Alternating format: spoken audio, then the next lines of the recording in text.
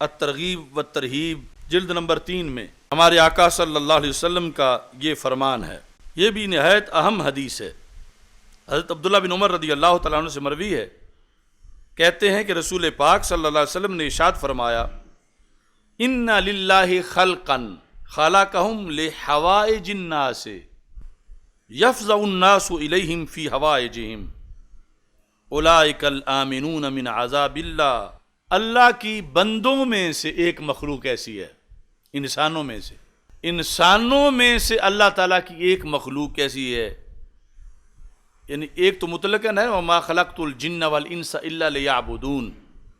پھر ان انسانوں میں سے کچھ کو رب نے پیدا اس لیے کیا کہ یہ دین پڑھیں، پیدا اس لیے کیا کہ دین پڑھائیں،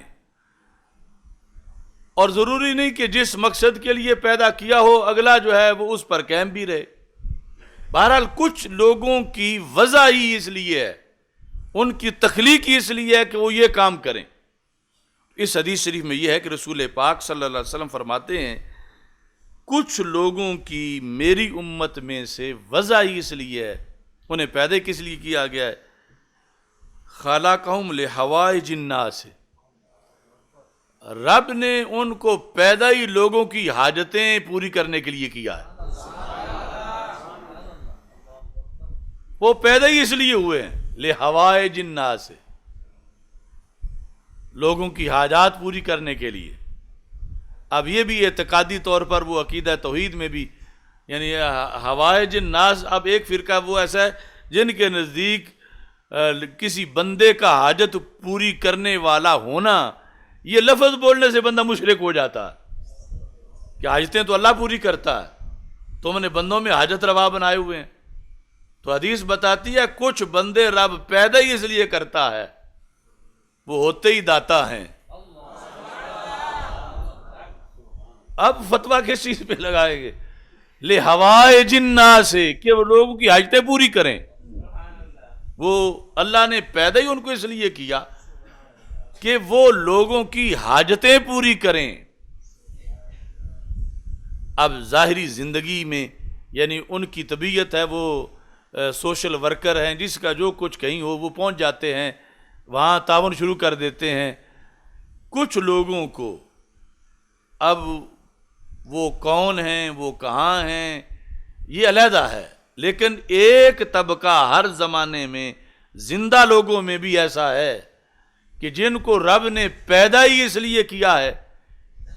تخلیق اللہ کے کام معلل بالاغراض نہیں ہوتے، غرضیں اللہ کے شایان شان نہیں ہیں، لیکن حکمتیں ضرور ہیں کہ اللہ نے ان کو پیدا اس حکمت کے لیے کیا ہے. کس کے لیے؟ لحوائج الناس، لوگوں کی حاجتیں پوری کرنے کے لیے. تو پھر سرکار فرماتے ہیں یفزع الناس الیہم فی حوائجہم، جو حاجت مند ہیں وہ ان کو پہچان بھی جاتے ہیں. یفزع الناس الیہم، لوگ گھبرا کے ان کے پاس جاتے ہیں. یہ ہے یفزع، بڑی گھبراہٹ میں ان کے دروازے پہ پہنچتے ہیں، بڑے ستائے ہوئے، مشکل میں پھنسے ہوئے، گھبرائے ہوئے. اب ظاہری طور پر معاشرے میں اور باطنی طور پر داتا صاحب جیسے لوگ، میں یستمد فی حیاتی یستمد بعد وفاتہ، یعنی اگر یہ وصف ہونا شرک ہوتا تو پھر صرف فوت شدہ ہی اللہ کے شریک ماننا جرم ہے، زندوں میں بھی شریک ماننا جرم ہے. تو پھر تو زندوں کو بھی یہ شان نہ دی جاتی کہ یہ مشکل حل کرنے والے لوگ ہیں. اور یفزع الناس الیہم، لوگ گھبرا کے کہ اور کوئی سہارا نہیں رہا، اب یہی سہارا ہے. یعنی ظاہری طور پر دنیا میں کچھ لوگ حوائج ناس کے لیے پیدا ہوتے ہیں اللہ کی طرف سے، پھر لوگ یفزع الناس الیہم، ان کی طرف گھبراہٹ میں لوگ جاتے ہیں. ان کو کیا ملتا ہے؟ یہ جو اس طبقے کے لوگ ہیں، یعنی وہ آتے جب ان کی تو مشکلیں حل ہوتی ہیں، ان کو خود کیا ملتا ہے؟ تو میرے آقا علیہ السلام فرماتے ہیں اولئک الآمنون من عذاب اللہ، ان کو یہ سند ملتی ہے کہ اللہ ان کو کبھی عذاب نہیں دے گا. اولئک الآمنون من عذاب اللہ، یہ مامون رہیں گے، انہیں عذاب نہیں ہوگا.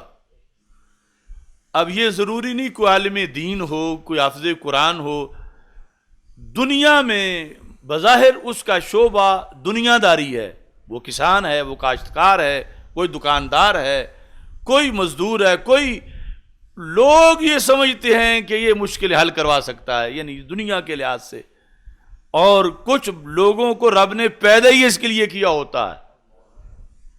ان کے گھر والے جھگڑتے رہتے ہیں، اپنے گھر یہ سارے کام پڑے ہیں، تو روزانہ کبھی کسی کے پاس گیا ہوتا ہے، کبھی کسی کے پاس، کبھی کسی کی مشکل حل کرنے کے لیے، تو ان کو پیدا ہی اس لیے کیا گیا ہے۔ اور ان کو کیا ملے گا؟ فرمایا پھر لوگ بھی انہیں جان جاتے ہیں، یعنی اللہ دلوں میں تعارف ڈال دیتا ہے، لوگ ان کو پہچان جاتے ہیں، کوئی دوسرے شہر سے آ جاتا ہے، کوئی تیسرے شہر سے، کوئی محلے سے۔ انہیں ملے گا کیا؟ دنیا میں اگرچہ ان کا اچھا مکان نہ ہو، اچھے کپڑے نہ ہوں، اچھا کھلا کاروبار نہ ہو، لیکن ان کو یہ ڈگری مل گئی ہے کہ انہیں عذاب نہیں ہوگا، ان کو اللہ کی طرف سے عذاب نہیں ہوگا۔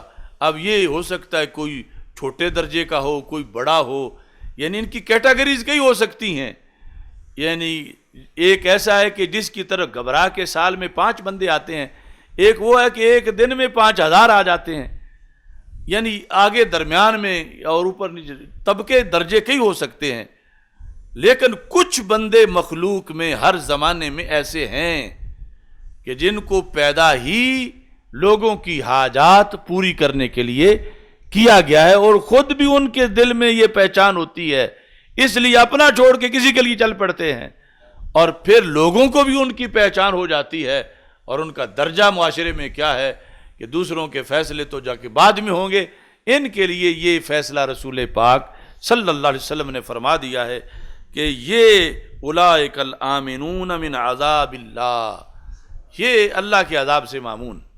کون سا اور دین ہے جس میں اتنی ترغیب ہو خلق خدا کے ساتھ تعاون کرنے کی، انسانی خدمت کی، انسانی جذبے کی، مومنین کے حالات اور دکھ سکھ میں شریک ہونے کے لحاظ سے جتنا کہ اس میں موجود ہے جو ہمارا دین ہے۔